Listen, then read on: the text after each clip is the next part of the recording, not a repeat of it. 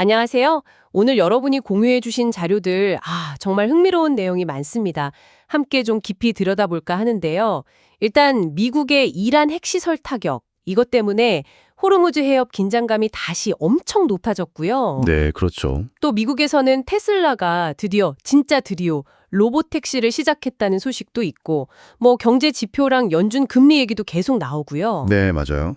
이 세 가지가 어떻게 보면 다 엮여 있는 것 같기도 하고요. 그래서 오늘은 딱 이 세 가지 흐름, 이란 지정학적 위기, 미국 경제와 연준의 고민, 그리고 테슬라 로보택시 시작, 이 핵심들을 좀 명확하게 짚어보는 게 저희 목표입니다. 좋습니다. 그럼 가장 좀 시급해 보이는 이란 얘기부터 시작해 볼까요?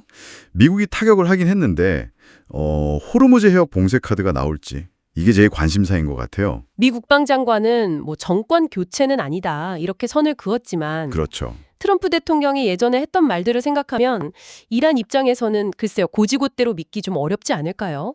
이 호르무즈 해협 봉쇄가 정말 현실적인 반격 카드가 될 수 있을까요?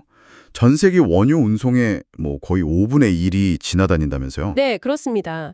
이게 폭이 한 33km 정도로 굉장히 좁아요.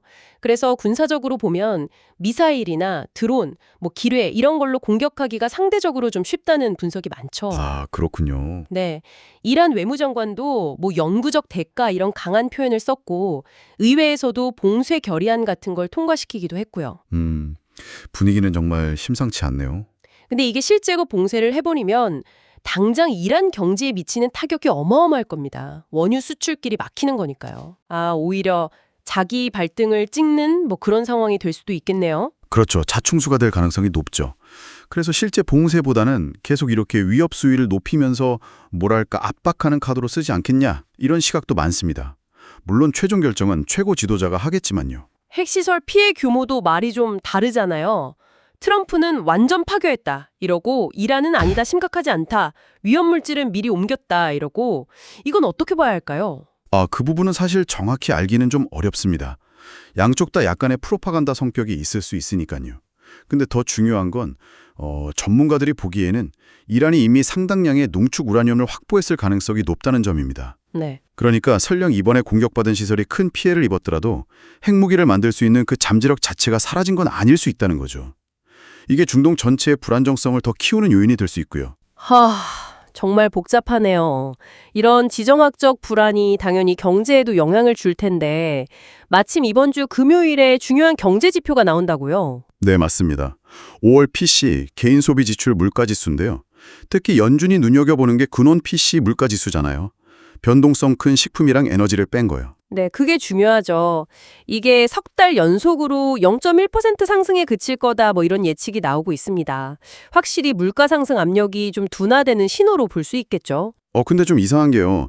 파월 연준 의장은 여름에 인플레이션이 다시 튈 수도 있다.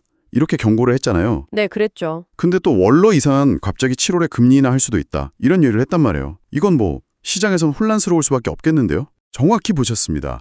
이게 지금 연준 내부의 딜레마를 딱 보여주는 건데요. 수요가 약해지는 신호는 분명히 있어요. 5월 소비 지출 증가율도 0.1% 정도로 더 둔화될 거라는 전망이 나오거든요. 네. 근데 섣불리 금리를 내렸다가 인플레이션이 다시 고개를 들까 봐 그게 너무 걱정되는 거죠. 그래서 FOMC, 연방공개시장위원회에서도 연말 근원 인플레이션 전망치는 오히려 살짝 올렸습니다. 정말 어려운 줄타기를 하고 있네요. 경기 둔화와 인플레이션 사이에서요. 네, 그런 셈입니다. 게다가 트럼프 전 대통령은 또 파월 의장 해임할 수도 있다고 압박하고 있고요. 참 상황이 정말 안개 속이네요. 자, 마지막으로 기술 쪽으로 가보죠. 테슬라 로보택시. 이거 진짜 시작했어요? 네, 시작했습니다. 텍사스 오스틴에서요. 물론 아직은 일부 사용자를 대상으로 하고 안전요원이 몇 개 타고 정해진 구역 안에서만 다니긴 합니다. 제한적이긴 하군요. 네, 요금은 4.20달러 고정이라고 하고요.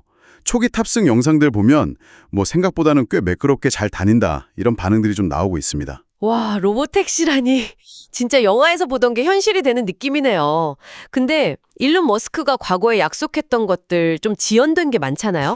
그렇죠. 그리고 지금 쓰는 풀셀프 드라이빙. 이것도 사실 완전 자율주행은 아니라고 하고 이번에도 뭐랄까 실제 대규모 상용화까지는 시간이 꽤 걸릴 거다. 이런 회의적인 시각도 만만치 않죠? 당연히 있습니다. 이번 오스틴 서비스는 사실 테슬라 입장에서 굉장히 중요한 시험대예요. 최근에 판매 실적도 좀 부진했고요. 네. 그러니까 이 자율주행 AI 로봇, 이게 정말 미래 먹거리가 될 수 있는지 그 가능성을 이제 시장에 확실히 보여줘야 하는 거죠. 여기서 제일 중요한 건 역시 안전이고요. 그렇죠. 사고 나면 큰일이니까요. 맞습니다.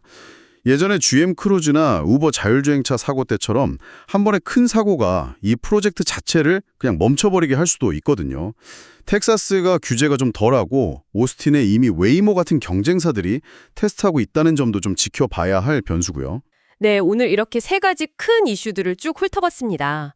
점점 고조되는 이란과의 군사적 긴장, 그리고 호르무르 해협이라는 잠재적 뇌관. 네, 그리고 또 엇갈리는 신호 속에서 길을 찾는 미국 경제와 연준의 고민. 마지막으로 기대와 우려 속에서 마침내 첫 발을 뗀 테슬라 로보택시의 도전까지. 네, 이 세 가지 이슈들이 각각 따로 움직이는 것 같지만 결국은 서로 영향을 주고받으면서 국제 유가나 세계 경제 전반 또 기술 발전의 방향에 정말 큰 영향을 미칠 겁니다. 여러분의 투자나 일상생활에도 당연히 연결될 수밖에 없고요. 그래서 마지막으로 여러분께 한번 여쭤보고 싶습니다.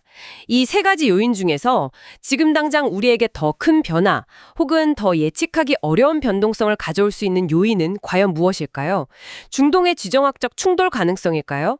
아니면 미국 경제의 방향과 연준의 금리 결정일까요? 그것도 아니면 이제 막 걸음마를 시작한 이 로보택시 기술이 예상치 못한 속도로 우리 삶을 바꾸게 될까요? 다음에 더 흥미로운 분석으로 다시 찾아뵙겠습니다.